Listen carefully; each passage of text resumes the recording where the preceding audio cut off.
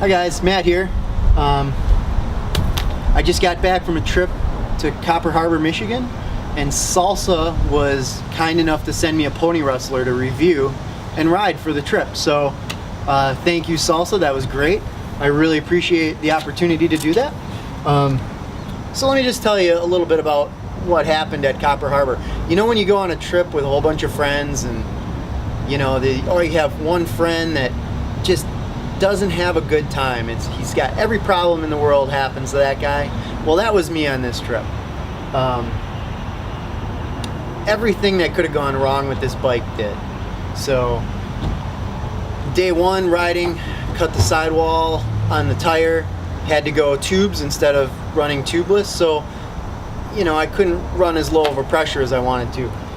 These WTB Bridger 3.0s, they don't really work very well on some of the terrain up in Copper Harbor, just slippery, wet rocks. It doesn't grip.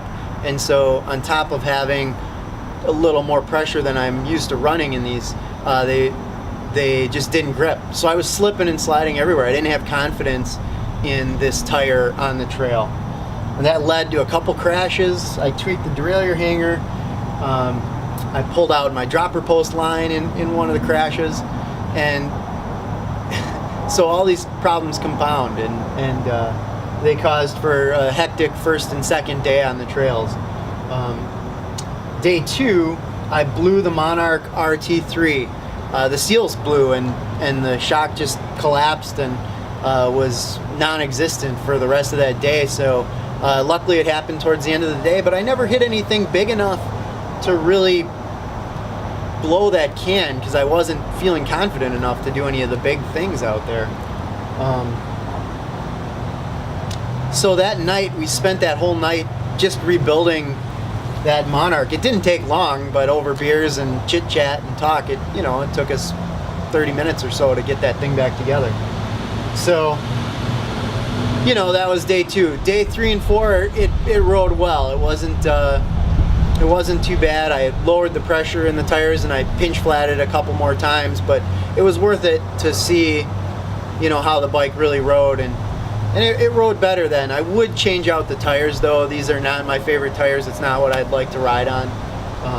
They're just a little too slippery. I did take it out on our local trails when I got back, and these did perform much better on the local trails, but we're Wisconsin dirt here. It's not mixed rock and slippery stone and, you know, weird sandy stuff. So you know, it rode better here on the local trails, but still a little disappointed in the performance of those up there. It is just too slippery. So let's just talk about the bike real quick. This SRAM XO drivetrain, it's a 1x11. Everybody knows that I like that drivetrain. Monarch RT3, and then you have your rack shock pike in the front. When you have these suspension shocks set up properly, then it rides great. No problems whatsoever, except for the blown rear shock. You know, luckily we got seals and we rebuilt it. So Reverb dropper post. You know, reverbs work well. You have to bleed them a lot, and when you have problems when you rip out your dropper post line, then yeah, it's not going to work. So hydraulic dropper post lines, I don't know if that's always the best idea, but it's one of the more prevalent dropper posts on the market, and it works well. So 130 mils of travel on this guy. So it can handle a lot, and can handle a lot of what you throw at it as long as your shock holds up. So overall, good experience on it. A little rough start to the trip probably, but I had a good time. I enjoy the platform. There are things that I would change, obviously. So let me know what you guys think, and enjoy some of the footage.